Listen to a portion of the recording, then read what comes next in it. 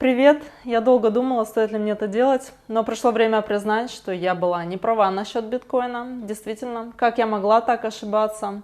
Надеюсь, вы простите меня за этот недочет. А именно, я недооценила цену в своих прогнозах.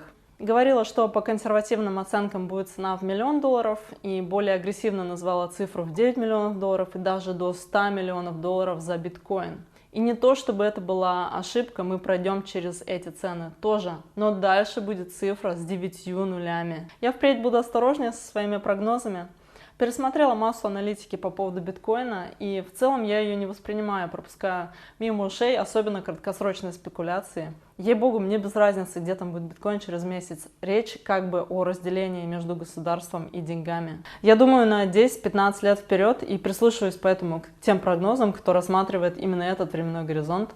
Например, к Юриан Тиммер, директору американской многонациональной инвестиционной корпорации Fidelity. Это он сделал прогноз, что цена биткоина может достичь $1 миллиарда к 2038 году. Этот прогноз основан на законе Меткалфа. По мере линейного роста числа пользователей стоимость сети, или по аналогии цена биткоина, растет геометрически. Владение 1/1000 биткоина может сделать вас мультимиллионером. Биткоин — это самый простой способ стать миллионером, хотите вы этого или нет. И я знаю, большинство не поймут биток, пока основные СМИ не скажут им, а пора бы разобраться. К тому времени его цена вырастет в 10 раз. До тех пор массы будут считать его мошенничеством.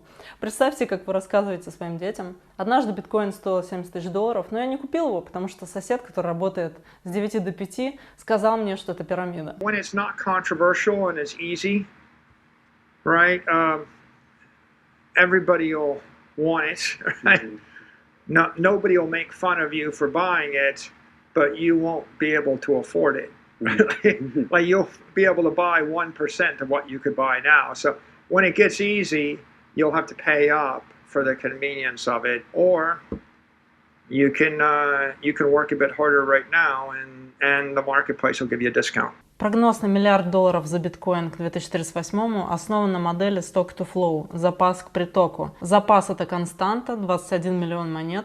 Приток — это количество новых биткоинов, добываемых каждый год. Уменьшается приблизительно вдвое каждые 4 года в результате халвинга, который запрограммирован у него в подкорке. Халвинг 2020 вывел нас на текущий уровень цены, а халвинг весной 2024 выведет нас к $1 миллиону и будет консолидироваться на нем пару лет до 2028. К 2038 $1 миллиард за биткоин, к 2055 10 триллионов. Не упусти сути из-за критики посланника. Не надо меня критиковать, это вам не поможет. Я искренне не понимаю, почему люди считают меня плохой за то, что я не хочу девальвации валюты и привлекаю к этому внимание. Почему инфляция валюты вообще считается допустимой? Через 10 лет 1 миллион рублей будет равен 614 тысячам при 5% инфляции, 386 тысяч при 10% инфляции и 107 тысяч рублей при инфляции в 20%. Биткоин решает эту проблему. Никакой прогноз его цены не является слишком оптимистичным, потому что в конечном итоге ценность рубля будет 0. Печатный станок ЦБ России уже перешел в турборежим, чтобы финансировать дыру в федеральном бюджете, залатывать балансы попавших под санкции госкомпаний. В последние годы объем денежной массы в России увеличивался следующим образом. 2021 — 51 триллиона рублей, 2022 — 53,5, 2023 — 57, сейчас 2024 — 60,5 триллионов рублей и 2025 — 65 триллионов рублей. Они печатают больше денег, поэтому вам приходится инвестировать в какие-то активы, чтобы более или менее сохранить их.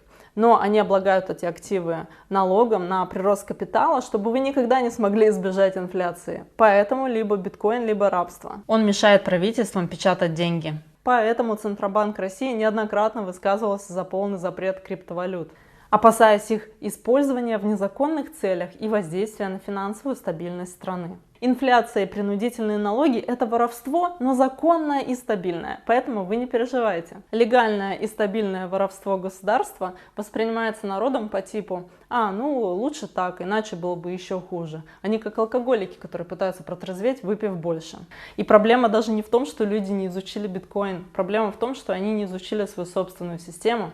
Взять недвижимость. Что думаете, понимает человек, почему купленная им квартира растет в цене? Думаете, он в курсе, что цены на жилье растут из-за обесценивания денег? Если бы деньги не обесценивались, цены на недвижимость никогда бы не достигли того уровня, на котором они находятся сейчас. Во всяком случае, они значительно снизились бы, потому что дома – это обесценивающийся актив, который со временем изнашивается. В мире насчитывается под 3000 миллиардеров с состоянием под 15 триллионов долларов. В течение следующего десятилетия эти цифры будут расти, в то время как остальные будут бороться за выживание. Это происходит потому, что деньги, которыми мы пользуемся, фальшивые. И финансовая система заточена под концентрацию богатства на богатых. При использовании фиатных валют, рубля, доллара, евро и т.п. правительства обесценивают сбережения каждого человека в мире и передают их самым состоятельным. Нынешняя финансовая система намеренно создана таким образом, чтобы средний человек становился беднее, в то время как богатые каждый год становятся еще богаче. Биткойнеры видят, что система сломана, правда, нам никто не верит. Мы хеджируем против всей системы с помощью биткоина. Если вы держите биткоин, вы ставите против всей системы. Большинство биткойнеров моложе 40 лет, и мы станем свидетелями самого крупного перераспределения богатства в истории. Настроение очень быстро изменится с «я покупаю биткоин, чтобы разбогатеть» на «мое состояние тает до 0 биткоинов, мне нужно купить биткоин сейчас». Это гипербиткоинизация. Биткоин – это экономическая самозащита. Короче, время свергнуть банковскую индустрию. Все темы, которые я здесь озвучиваю, я изучила досконально. Пожалуйста, не думайте, что ваш коммент уникален. Все эти десятки стандартных комментов повторяются бесконечно. Поэтому, если вы хотите спросить что-то типа «что будет с битком, если отключат электричество?», помните о том, что это обсуждалось миллион раз. Спойлер, ничего не будет. Как только включится первый компьютер, хранящий полную историю реестра, биткоин снова продолжит работать. А когда деньги удерживаются человеком в банке, то его средства хранятся всего на нескольких серверах. Таким образом, биткоин, наоборот, самый стабильный способ сохранения сбережений, потому что он настолько децентрализован. Всемирный сбой систем Windows на мой день рождения, 19 июля, нарушил работу банков, СМИ, авиакомпаний по всему миру.